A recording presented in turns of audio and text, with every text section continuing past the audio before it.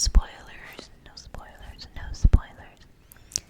And we're just gonna look over a few things. I'll read the the summary or the synopsis for you guys. We'll kind of look inside a little bit.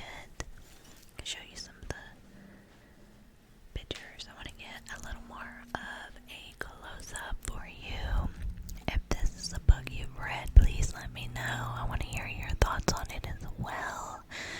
I know a lot of the books that I've been showing you guys are pretty popular, especially if you're in the BOOKTOK world, but I am trying to branch out a little bit, but it's a little hard because there's been a couple I've tried to read and that they're not very good. So I may be doing a video on books I did not finish in the book world. They call it a DNF. I have a few of those I've had lately, so I may do a video where I kind of put them all together and just give my reason why.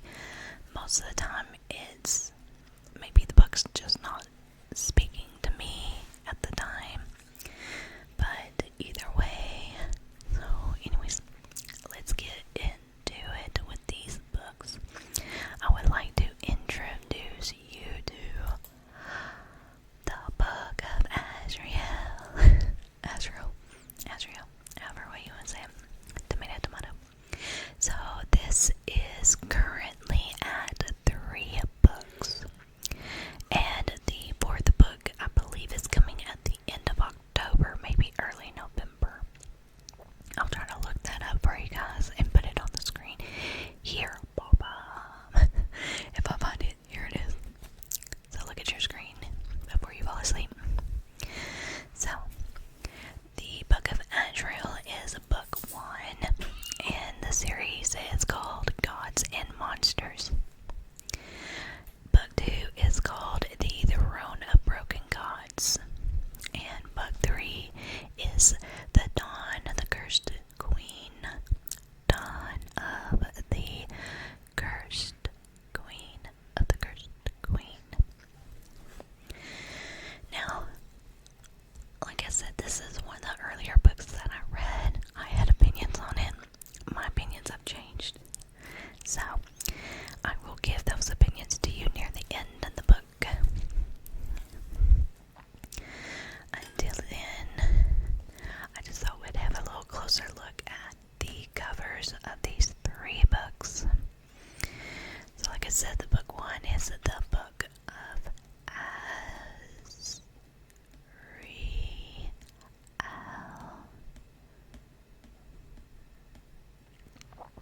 which the first book really does focus on the Book of Azrael. It may tell you in the summary what it is. If not, I might explain it a little bit. The second book is called The Throne of Broken Gods. And of course, I forgot to mention, Ember V. Nicole is the author of these books.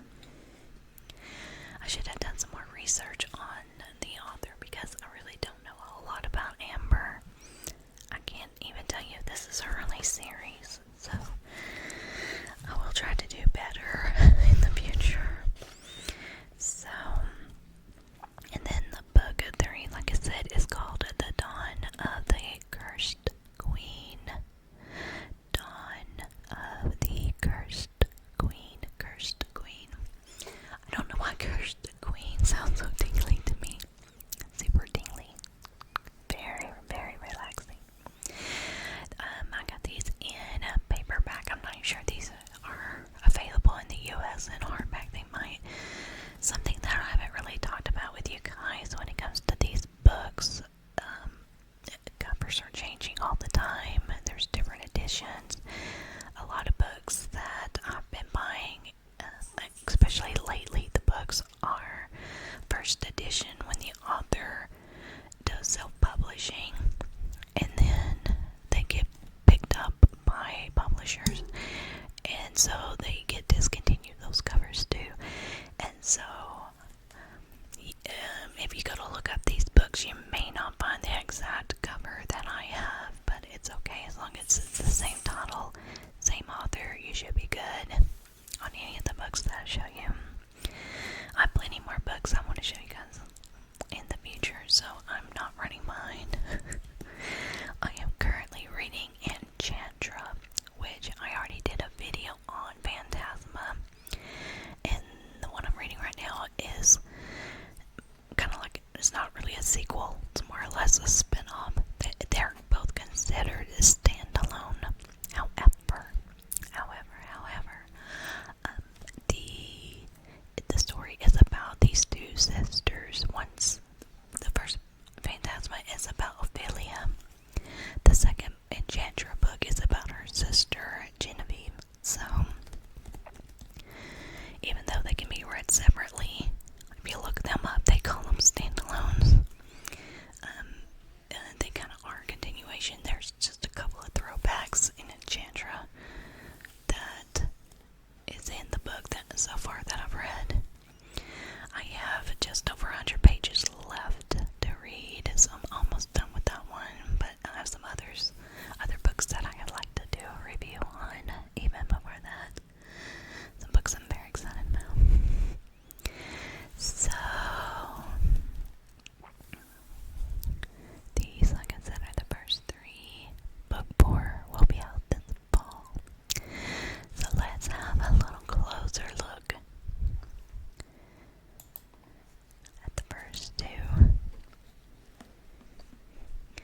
Now, my little confession here. I have only read books 1 and 2. Sorry.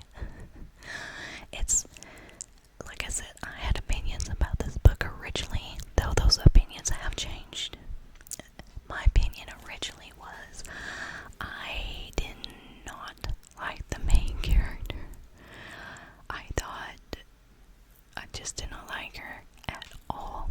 I'm gonna read the summary to you guys so you might kind of have a more idea what the character's about, but I've not read book 3. I started it and I just needed a break, but now I'm really itching to get back to book 3, so I will finish it probably pretty soon. So let's put this one aside for now. I'm just gonna have a little stack of bookies.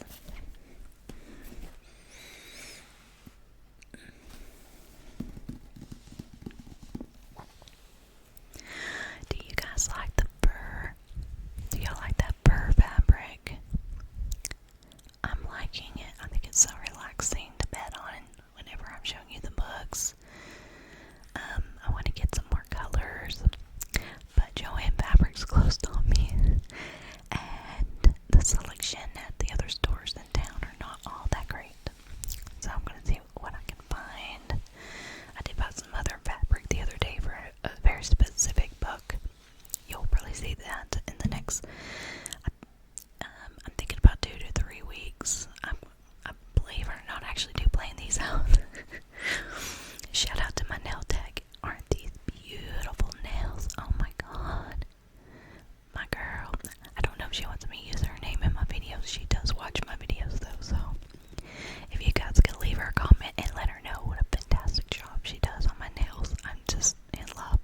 She always does my nails for me, and I got some more fun ideas coming up soon, so. Okay, so the Book of Asriel. I got my little stamp because I finished it. Here's the copyright page. This was published in 2022, so it's been out for about 3 years now. And we have a map. You guys know most of my books come with the map. And I'm gonna have to put my glasses on now because my birth year starts with a 1. I just wish my ears weren't crooked so my glasses came on straight. So I guess the country or world that the book is based in is on Anuna. Am I saying that correctly? Probably not. So, there's like an Aaron, Nagari. I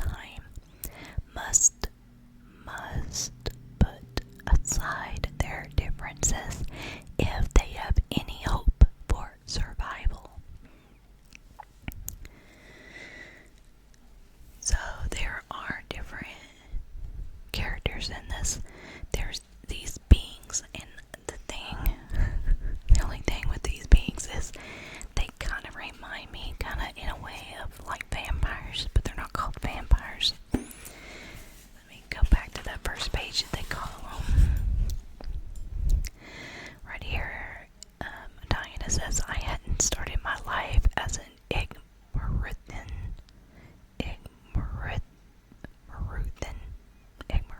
I'm not sure if I'm saying that right at all.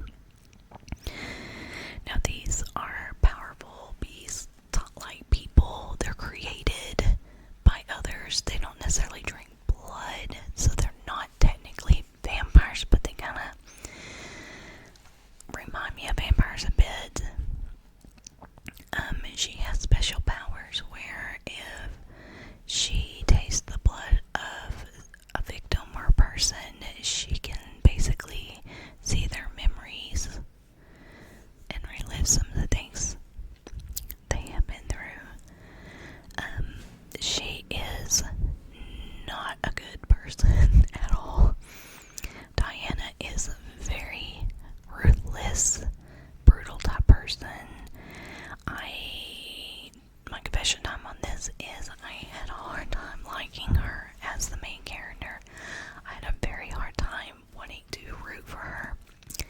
And the main character, the male main character that is supposed to be her love interest, is basically a god who is put in charge of protecting people. And she is his enemy. Her creator basically is forcing her to fight against him and using her sister as leverage to make sure she complies. And so the reason why I couldn't finish or continue after book 2 was that Diana was driving me crazy. She's so mean. I was having such a hard time because it's like she was blaming all the wrong people for her problems. I felt like she wasn't taking any kind of accountability in her place and things, and it was driving me crazy. But she is a very powerful person, and that's why now I say my opinion has changed, because even though I had a hard time liking her, I really, really admire her strength, because she really is a very powerful female character. I have been reading some books lately where the female main character is powerful, but she gives her power away too easily to the men around her, and it's driving me crazy. I hate these books that are doing this. And so I'm like, oh girl, you are way more powerful than these guys. Why are you letting them? So Diana's situation is a bit different. She is powerful, but there's a more powerful person that she's having to do the bidding for. So between the manipulation and the power, I can see from her point of view of why she is the way she is. And I also had to give her grace because I'm only two books into a series that's going to be, I think, 6 to 7 books. So I do have to give her grace in that. So I don't know if you can see this cover if you're still awake, but on here I had to look this up because the first book, the Book of Asriel, just has a skull with a crown, and that is pretty straightforward. What that is, pretty straightforward. But when you get to book 2, the Throne of Broken Gods, I was like, what is this? Can you guys see that? Like, I could not figure out what that was. And so I googled what is on the cover of the Throne of Broken Gods, and they're like, oh, it's just a creature. And I'm like, oh, okay. I still don't know what creature this is or who it's supposed to be, even after finishing the book. But it has been a few months since I've read this, so maybe I forgot, but I don't remember this character at all. I don't remember them at all.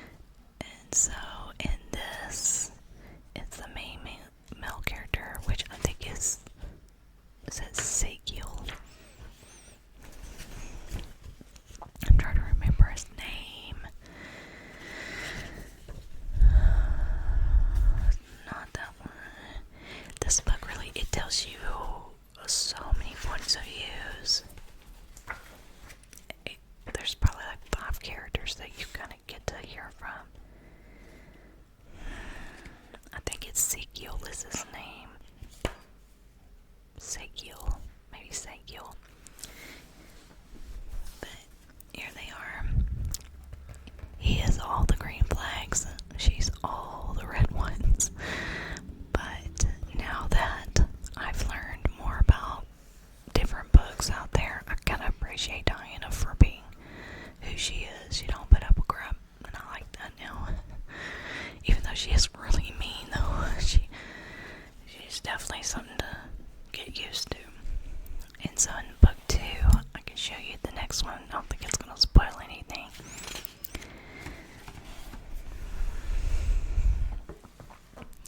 There they are again, holding on to one another. I thought there was going to be another author's note at the end of that, but that one does not. I don't want to give any spoilers away. Oh. Okay, so there's a picture. There we go.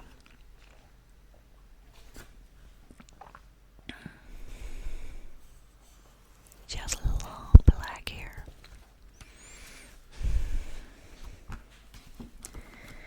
And in book 3, we'll have a little look at book 3 for a minute. Dawn of the Cursed Queen. This one has got a crown. This one has a crown on it with a serpent or a snake. A serpent or a snake right here.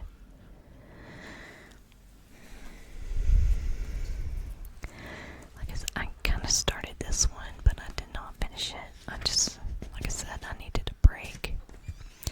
Now, a lot of these books, I've not also warned you guys, a lot of these books are pretty spicy. I think I told you all that with the Phantasma book. These are not children appropriate. I think only one book that I've reviewed so far, I think I even told you guys, was that Inheritance of Scars is the only YA book that I've reviewed so far. I will have more that I can do, but for now, the rest of these are adult. There's going to be trigger warnings that you need to make sure that you're looking at. If there's anything upsetting for you that you do not want to be a part of, you definitely want to look at that.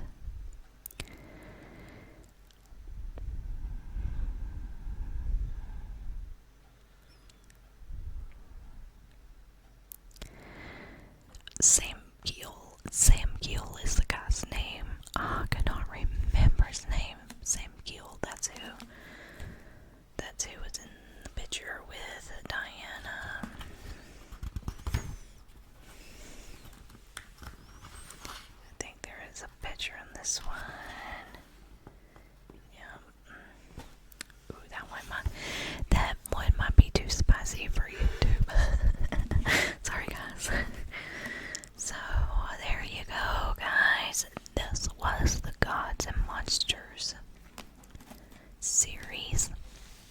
Books 1, 2, and 3. Book 4 coming soon.